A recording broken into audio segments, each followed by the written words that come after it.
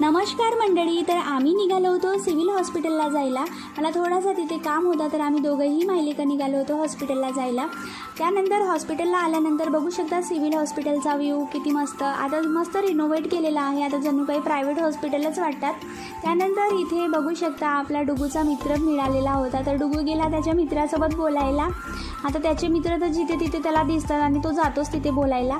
त्यानंतर इथे खेळणी दिसली होती, तर डुगूसाठी मस्त असं खेळणी घेऊन घेतलं. पण बॅड लक की त्यांनी लगेच तो फोडूनही टाकला.